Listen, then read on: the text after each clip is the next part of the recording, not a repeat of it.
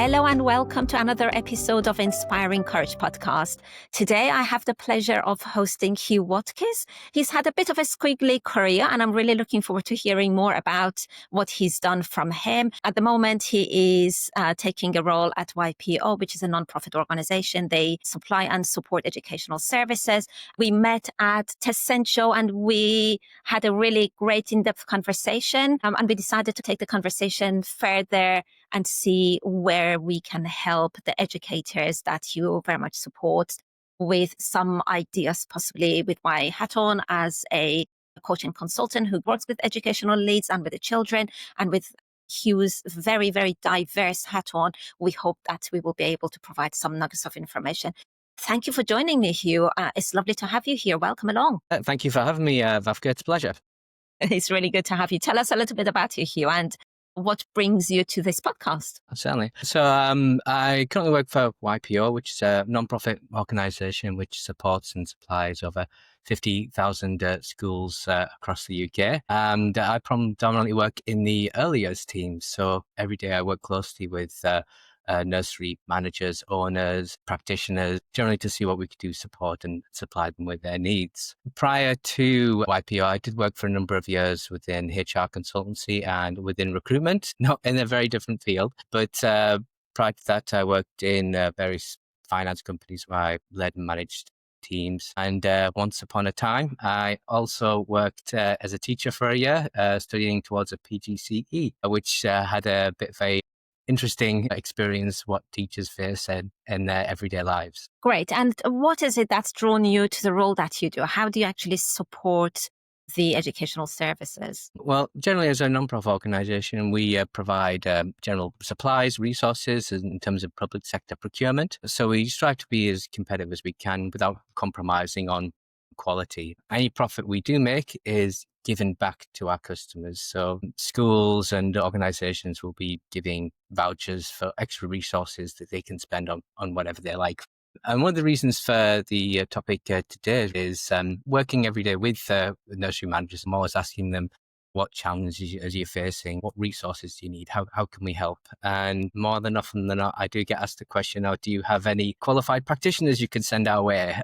But do you have any staff and people? Which is frustrating for me, as I could probably support them directly with any resource apart from the human variety. But what I can do and what I endeavour to do is provide as much indirect support as I can. So that could be in the shape of promoting any vacancies that I have with my network, trying to raise their profile and just support them in any way, shape or form. Yeah, so what I'm hearing is that one of the challenges that they have, similar to any other industry, healthcare, the same, is recruitment in the first place. Is that what I'm hearing? Ultimately, yes. According to the Recruitment and Employment Confederation, job vacancies in early years is up by 146% on pre-pandemic levels. Factors are often cited low pay, long hours, inflexible working, which is of course nothing new with early years. It's not an easy role by any means, and have the utmost admiration and respect for people that work in the early years for those reasons.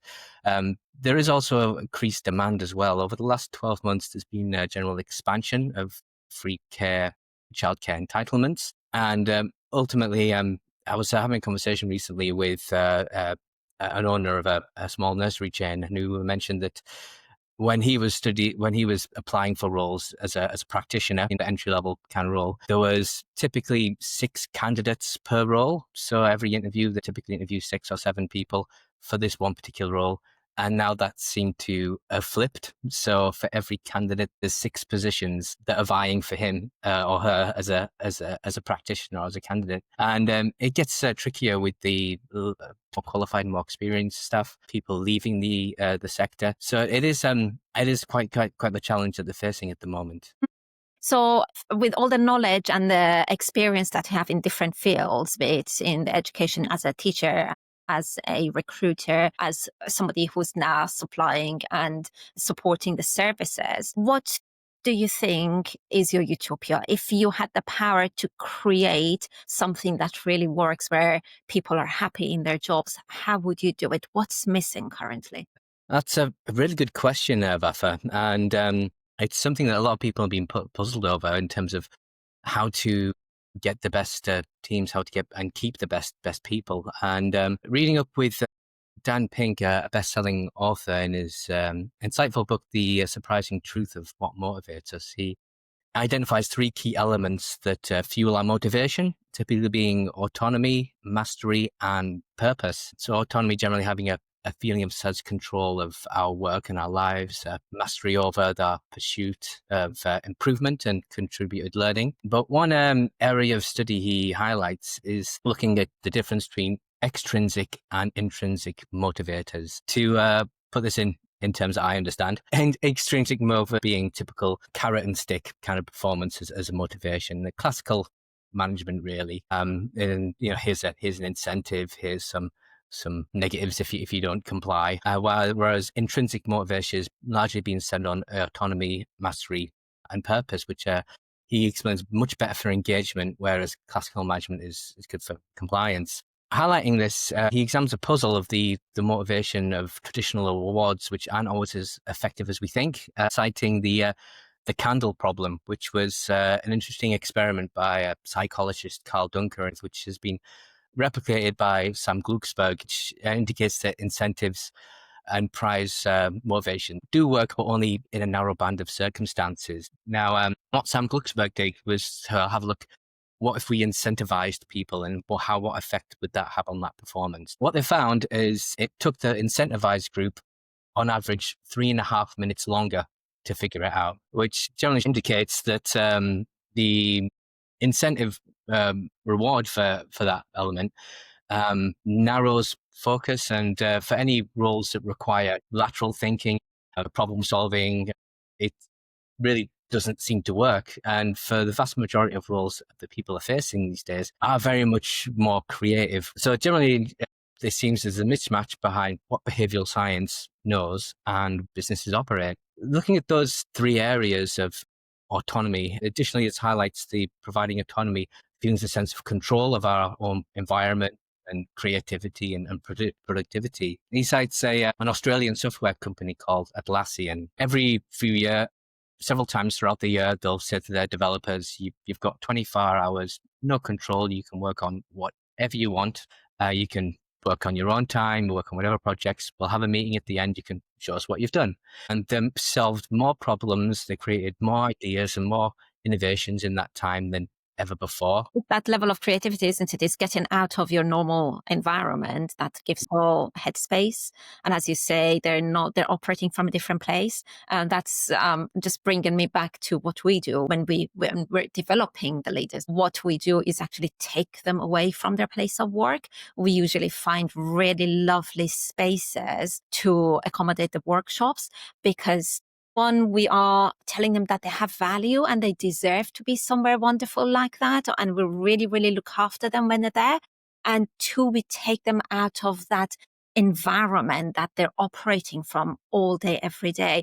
Sometimes people have negative associations with the places that they work with or they live with. And this has, again, been proven to me by experience. I recall years ago when I first started coaching, I was coaching an executive, and I noticed that his behavior was very different on the second session that we had to the one that we had in the first session. And I mentioned to him that I'm noticing a certain tightness in his responses. What might be causing that? I said, where are you today? I don't seem to recognize where you are, because we were doing Zoom coaching.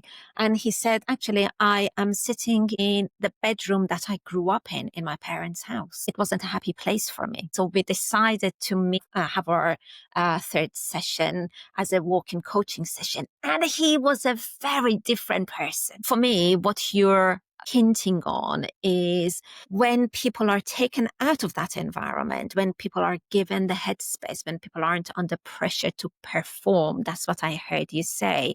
The constraints that people have are very much that they're being told to be efficient, be productive, timely in what you deliver. And whilst all of those are important from a business perspective, they're not being told to dig deep and find out what really matters to them. How can they align their real values and the outcomes of the organization?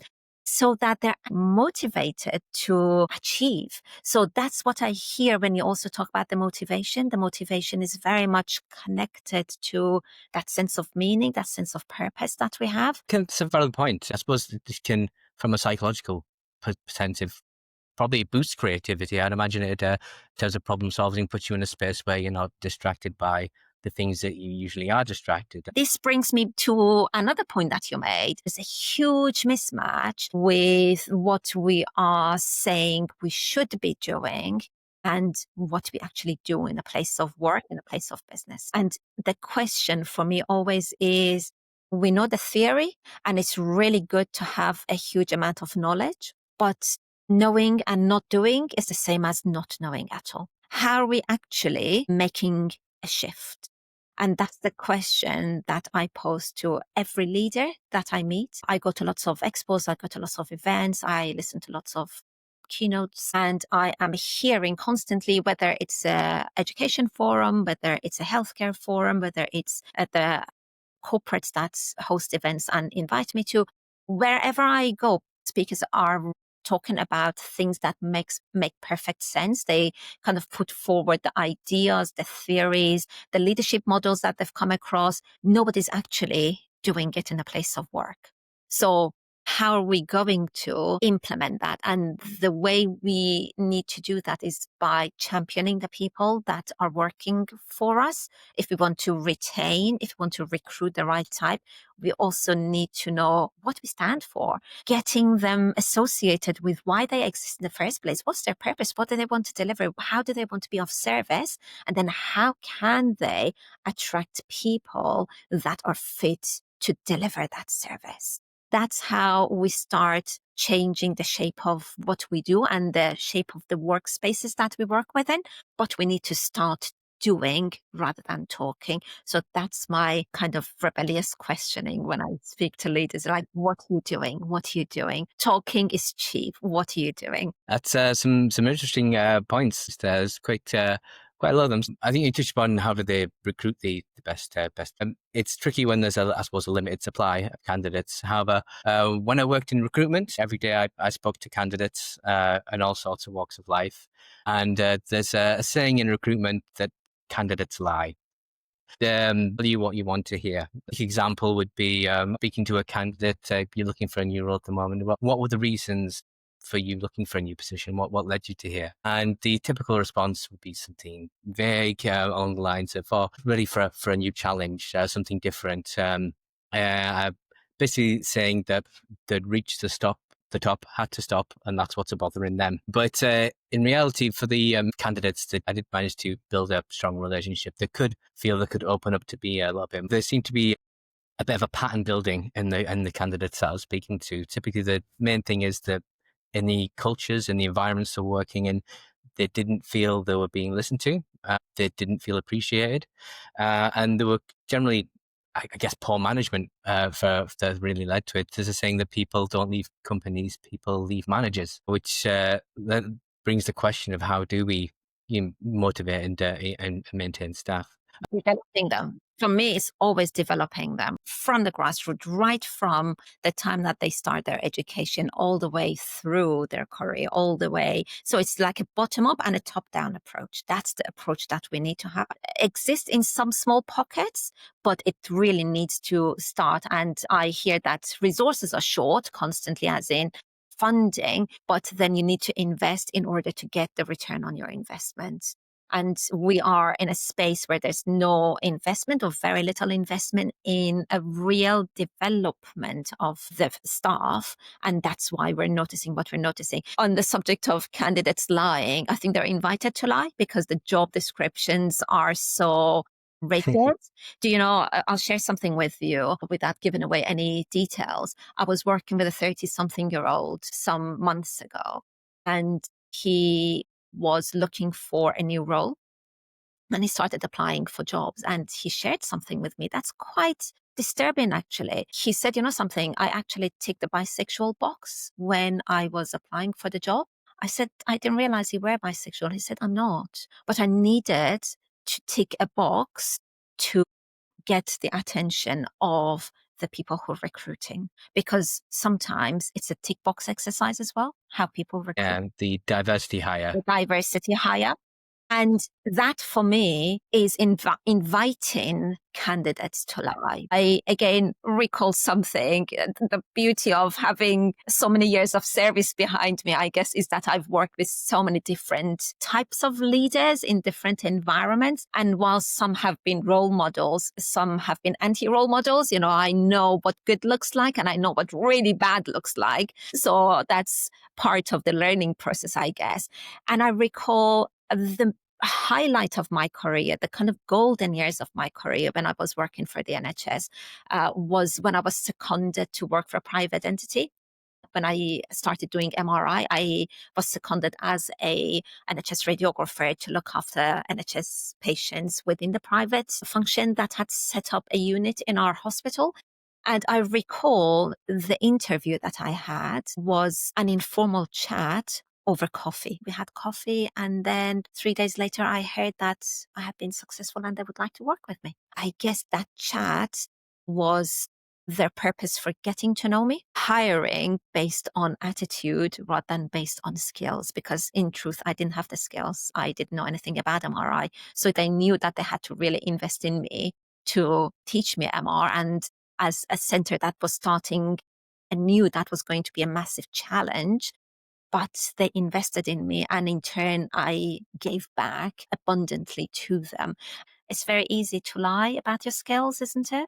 Yeah. Mhm. But you can't lie about your attitude. You actually demonstrate your attitude to people when you're speaking with them. These are the skills there. I've worked in various organizations, and it's when people are hiring internally and they're looking to who to promote to a more leadership role, they generally start with the people who are the best performers. So if you take sales, for example, we'll get the best salesperson, we'll give them some training. If they want to, move into leadership, we'll give them a bit of a fast route. Yeah. Being a good salesperson doesn't necessarily mean the right fit for a manager. You're making a really good point. It is about not mixing the high performance with the capability of managing, leading people. Yeah. Certainly. I mean, The management and the leadership two are very itself is a whole different kettle. But and naturally, it's beneficial to have skills and knowledge in the areas of the people you be sort of managing. So I want to bring up the question of what makes it a teamwork. I was reading a few things with David Burkus, who's also a best-selling author that created this his book Best Team Ever. And he starts off by generally explaining that every business is asking, how do we get the best talent? How do we select the best talent? And he compares it to sports teams. Take your sport, football, rugby, or whatever it may be. And you'll have teams that blow their annual budget on star players and just get the best players they can. But when they start working, the performance goes down, the performance of the team goes down. He mentions it's a bit of a myth that talent is portable. And I suppose that's why he builds his ideas of the three pillars being sort of common understanding for a team to perform. Generally, that means people understanding what their roles are, what their deliverables are, but also what are the roles of the other people and their deliverables and the people around them and how they fit together, avoiding any miscommunications and people potentially reading too much into things. I think we've all got one of those very good friends that doesn't always say the right thing, or they might not come across the right way when you first meet them, when you're introducing them to their friends. And that's a similar thing in the work environment as well. Let's say you had an email from a colleague or perhaps your boss just saying, let's talk. But what does that mean? Yes. What does it mean? Am I getting fired? Am I getting a promotion? Is there a problem? Whereas if you just understand that this person's is just short and snappy with their emails, there's no need to read into it too much, then that's just an element of common understanding in terms of the culture. Absolutely. Absolutely. It's understanding ourselves. That's the level of awareness you're talking about. It's having an awareness of what our own preferences are. When we are very clear on that, we get curious about everybody else and we wonder, oh, okay, this is the way I'm communicating with this person and that's the way they're communicating with me. Perhaps I've got a different preference. And this is again another body of work that we do, is helping people understand themselves. We don't actually learn these tools and techniques, and these are the capabilities that we all have, which have been in deep hibernation because they haven't been used for a very long time. And how do we actually ignite the passion for them to think from a different place? And that speaks to the person that you're speaking of. I know they don't come across very well. It's not intentional, right? They don't know any other way of articulating what they're saying. So it's removing that level of judgment about people of they're not like me, therefore they're not good or they're not right. Yeah. Again, that's where the D&I stuff, that diversity and inclusion stuff comes in. And if managers are hiring and if something is not quite sitting well with them, if they're not curious enough to delve deep into it and find out the reasons, they may not hire that candidate because that candidate is different to them. But if they realize sometimes, depending on the context, obviously, that the difference that that candidate will bring into the equation is a useful one, and it's something that will give them a broader range of perspective and service and operations, that's what we need to again awaken in the leaders that are recruiting. Talking on the learning and development and coaching others, really, it's one of the reasons why people often cite leaving an organisation is that lack of development, really. What I've generally found myself when coaching and motivating others is you have to encourage individuals to take ownership of their own development and for them to have a bit more of autonomy on how they want to be trained and what direction they want to go in. And there's a couple of learning and development tools I applied as a manager, which was helpful. There's the classic compliment sandwich. Other learning and development frameworks that I used was the OOPS model for giving feedback. So OOPS being OEPS, starting with observation. I observed this behavior effect. What effect do you think that had on the call you had with the customer? Or P for pause, giving some time to think and then suggest us.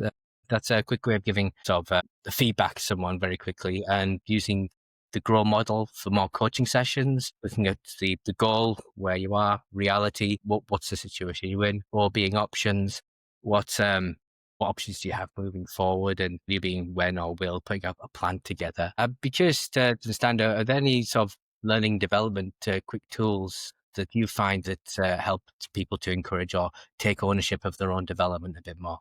So yeah, I think the OOPS that you talked about is a good one. There's another one that I use as a STAR model, but these are just models. These are Oh, yeah. models that we introduce to people with the intention of this is what I'm observing, right? So I'm observing this behavior from you. So if the behavior doesn't land well, it has nothing to do with the kind of person you are. It doesn't mean that you're a bad person. It's just a behavior that needs shifting slightly. So that's a really good way of doing it, because you're not directing blame at the individual at an identity level.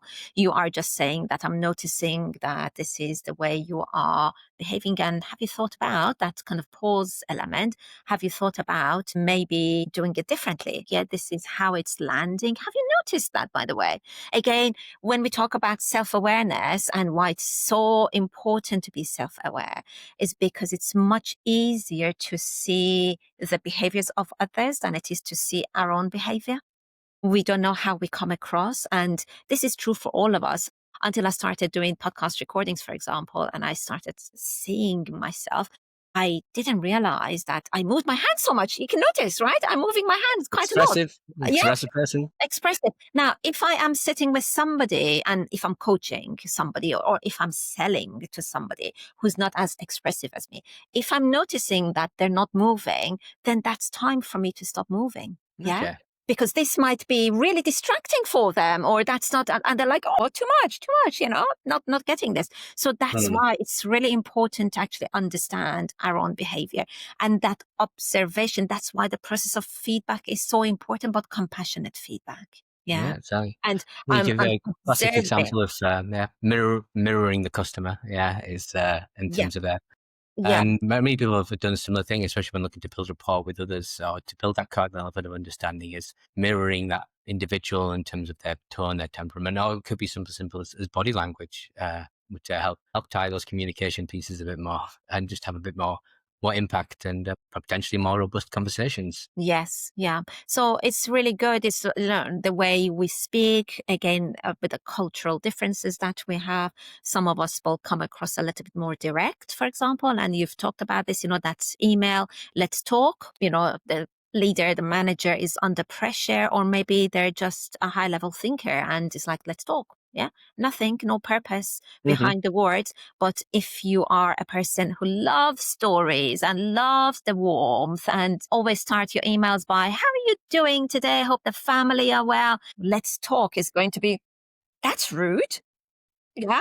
You're obviously just going to go back immediately, think, oh, that's so it's again not jumping into conclusions. And you talked about that, not actually making too much meaning of people until we understand the intention behind their behavior.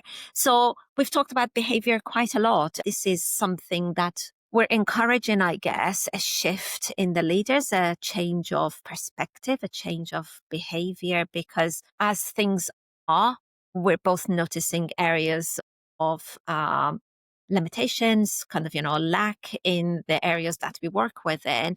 So we can't carry on like this. And with people like your clients, when they are in a position of educating children, that's even more important because they're role models to the children. Our children don't do what we tell them to do, they do what we do. So how do they role model best behavior? So that for me is one of the main aims of working with the leaders, because I am deeply passionate about developing children. You can definitely work with them and give them tools and techniques to get away from anxiety towards performance, which is what I do, but they are still under the control of teachers and their parents. So it's important for the grown-ups to also be getting this training in order for them to actually be great role models for the children. We are experiencing a huge amount of mental illness in our children. I don't think it's ever been as high as it is right now.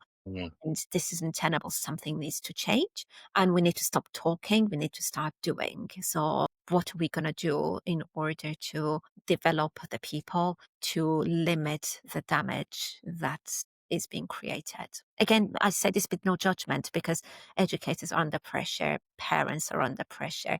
Again, everything I say is with no judgment attached to it whatsoever.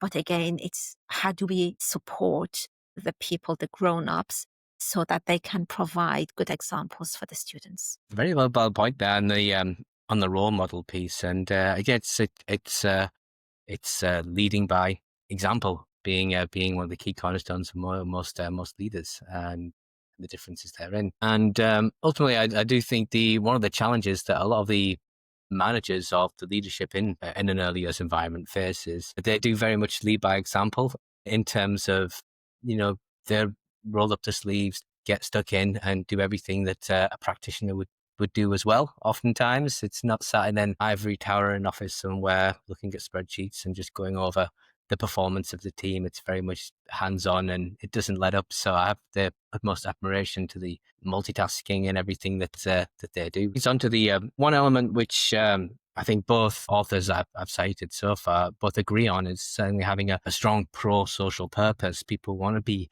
in a work environment which benefits others, and one way they are making a difference. And ultimately, the way I see it is generally our society's future is figuratively and literally in the hands of the early years practitioners and the management teams. One thing I did read in the David Burkus book, the Best Team Ever, was the importance of asking why we do what we do. But one element he has a take on that is to ask who rather than why. Who is benefited from what we do?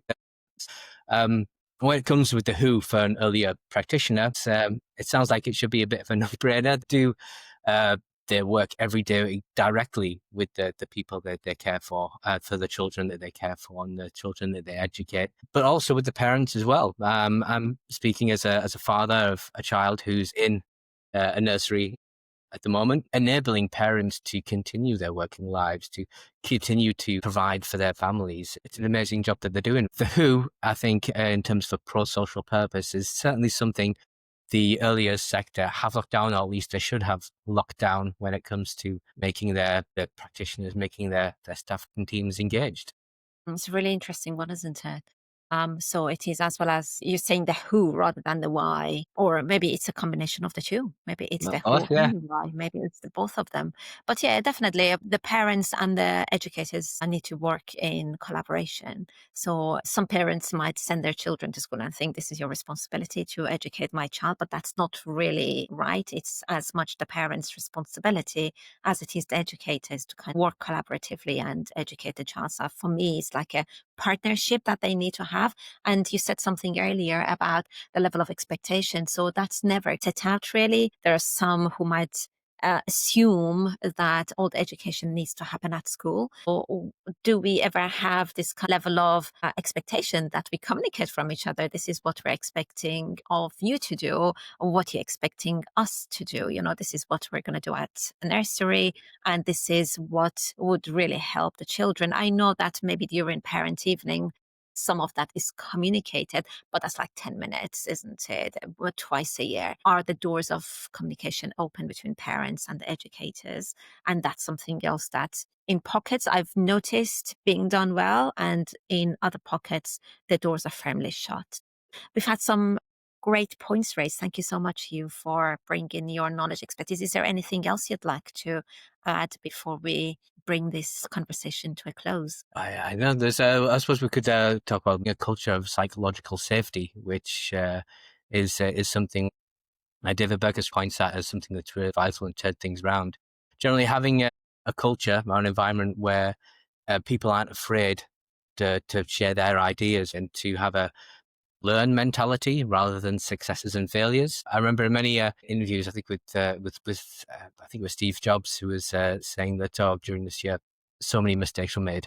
That's good. It means decisions were being made. And generally, if you can't pull a lesson from a loss, then that's the only way you really lose. An example he comes up with is in the mid 2000s, the Ford Motor Company in the US was operating at a projected budget of a $17 billion deficit. They brought in Alan Mulally, who was the as the CEO, brought him in from Boeing, and one of the elements he tried to drive was having a culture of psychological safety where people could admit to problems so we could actually find solutions. So he set up meetings with all the various department heads to discuss a bit like a huddle, classic huddle. You know, what have you been working on last week?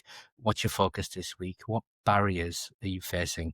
What's preventing you to overcome those? Maybe there's something that this whole group of leaders can work on together to solve it.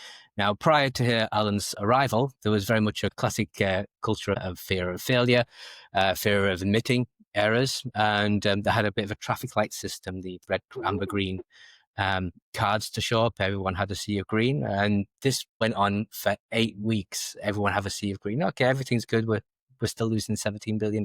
Fantastic. With what point on the 9th week, Mark Fields, who was, I think, the head of production in Canada, admitted they were having a manufacturing problem they couldn't quite fix. Everyone stared at Mark in the room because they figured that's probably the last we're going to see of him. But Alan's reaction was resoundingly positive. Brilliant. Let's more talk about your issue. Maybe we can work together. And as everyone left the room, everyone took a look at Mark thinking, okay, well, nice knowing you. But the next week, he was still there. And not only that, he was sat right next to the CEO, which is more symbolic more than anything else. But turned things around they did. I think within the space of 12 months, it went from facing a $17 billion deficit to a $7 billion surplus, which was just amazing. They were one of the only large companies in automotive sector in the US which didn't have to rely on government handouts during the economic crisis and various other ones. So yeah, psychological safety is certainly something which is a strong proponent, and having that environment where people can admit to their failures and feel they've got that support and that creativity to work together. I'd be curious to understand what your take on on that may be. It was really, really interesting to you. Two things that come to me. Carol Dweck's Mindset, I read 10, 12 years ago. And the one thing that sticks in mind still to this day was when she was encouraging, or there was, a school scene. I don't remember the whole context, but the children were encouraged to sit around a circle and talk about all the things that they hadn't done well. I had a young child at the time, and this blew my mind. And I thought, this is just amazing, rather than have it as a taboo and have it as a told off, or have it as something that we don't talk about when something goes wrong. How about actually asking my child every day, what didn't go well today? Because that would make it normal to talk about things that haven't gone well. And then how can we learn lessons going forward? Again, it's not in a way to reprimand or to tell off, but it's in a way that, okay, I'm really happy that this didn't go well today for you, because you are going to learn something from this. And when you learn how to do this right, you'll never forget it again. That was kind of our mantra then. I'm really glad that went wrong today, because you'll never forget this. That's a thread I've carried on all throughout his education. And he's just finished sitting his GCSEs. And I remember when he was doing his mock exams, and he came out and he said, I could kick myself because I knew the answer to this, but I put the wrong thing down. And I'm really happy you did. Really happy that you made that mistake now, because you will never make that mistake again. When it comes to the real exam, you'll know it. So this And that's what mock idea, exams are for. pardon, yeah, that's what mock exams are for. This idea that we have to be right all the time, that we have to be perfect all the time, and there's no possibility of maneuvering sideways, because it's when we actually, you took a zigzag career, didn't you? If you had stuck to what wasn't working for you, you wouldn't be here now, would you? So it's the idea of, that's not working for me, or that's something I've done not as well as I could. How can I resolve that? So that's how we can develop that growth mindset in our children from a very, very young age. And then that will lead to them being able to have those really honest conversations that would lead into environments of psychologically safe conversations. Yeah. What I'm noticing also in healthcare, there's no psychological safety. They talk about it at conferences. Again, when I go, there are people that talk about Brené Brown's take on psychological safety, and the models that she has around it, and um, encouraging people to have marble jars and build relationships. Again, it's good to talk about them and bring those stories into people's awareness. But what are we doing about it? When the speaker at an event asked the audience how psychologically safe they felt, the room was silent. And I was looking right and left over my shoulders thinking, what's the response going to be? Not a single person was nodding their head. Not a single person was shaking their head. There was stillness in the room. You could just cut the silence in the room. And that shouts, we don't feel psychologically safe to say anything. Yeah. Um, that's what it seemed to me. And then I was thinking all the way home from the conference, how could that be? And I suddenly thought, you've only been out of it for 6 years. You surely remember that it wasn't a psychologically safe place. When I became a business owner, as a business owner, you've got to promote yourself on social media. You've got to talk about what you're doing. It took me a number of years actually to get comfortable with putting out what I was putting out on social media, because sometimes it can be quite provocative and it can be challenging the norms. It took me years doing that, and I made peace with the fact that it doesn't matter. And so long as what we say comes across as a way of communicating something that is a problem in a non-judgmental way. No blame, no shame, no judgment is my mantra. When you get away from those and say it from a non-judgmental way, then it becomes a learning opportunity. And that's what we need to develop more in organizations if we want to see a psychologically safe place. I know lots of leaders who like the concept and they talk about it, and they even ask their team, what do you think we should do? What do you think we should do? And then the team develop the safety slowly, and say what other approaches can be taken, and they get shut down. And they don't get considered. What do they learn from that?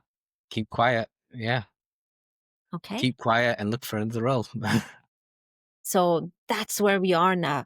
We are in a really interesting place at the moment that we keep talking about these concepts, but we're not demonstrating the behaviors that go with them in the place of work. We come back to behavior again, right?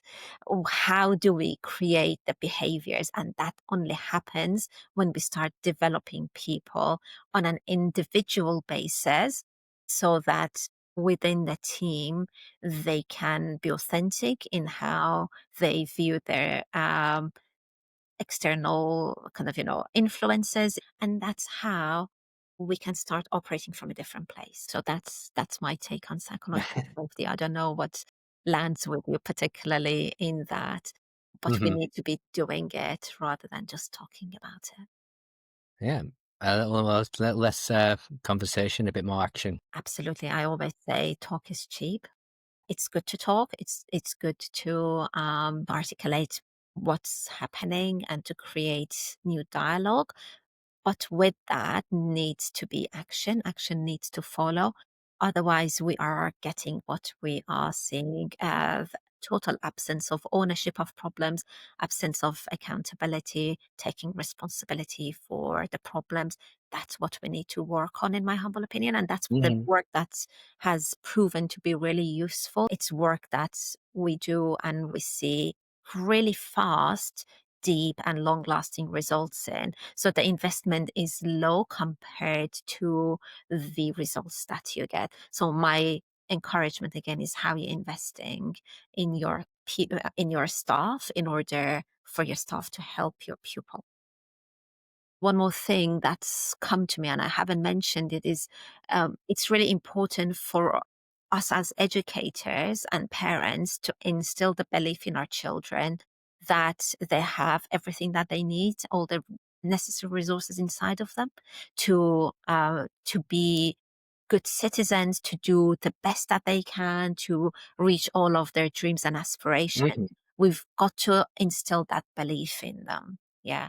If we don't believe in them, they will not believe in themselves. That's something else that I see is not happening. Again, no fault of any educator at all. Again, it's a level of development that they need to have. So that's what I'm noticing. And I think that definitely is a conversation for another time because we're going to dig deep into. Well, it's going to be a bit of a deep dive on that as well, because I think that education and learning doesn't stop in the classroom. In fact, it could be argued one of the greatest lessons in a school environment to be learned are not in the classroom, but in the playground, where they learn leadership, communication, teamwork, collaboration, all and social skills, all in there, which are vastly um, potentially more important than remembering a date of a particular king, maybe. I don't know. But what I'm trying to get at is education is not solely on the academic, which is certainly important and vital, and life lessons to be learned from that, but also on the other areas as well. And I think that's where the parents come into it as well. Absolutely. And it's building life lessons. That's what we need right now with AI coming in and already implemented in lots of different sectors. What we need are children that are going to think differently rather than all thinking the same. We don't need carbon copies. We need children that are individual thinkers so that we can create the communities that we want, of allowing children to think for themselves, allowing them to shine for who they are and for what they offer. That is what we need to start instilling in children rather than the desire to pass exams, something that we haven't talked about again is that kind of, the learning outcomes versus the performance measures that we have in place at the moment. What do you want to learn? How do you learn? What are you good at? How can I help you get more of what you love doing? Because again, not everybody is there to excel at all the topics. And it's recognizing that and it's not labeling it and it's not having the wrong expectations of children. So I guess what that points to is the language that we use to speak with children, which is, again, something that I'm deeply passionate about. I hear teachers speak and I freeze in place. It's our responsibility to have those real good conversations using the right language with the children so that we don't limit their potential, so that we don't kill their expectations of themselves, we don't kill their creativity. That's what I'm really passionate about, the use of language.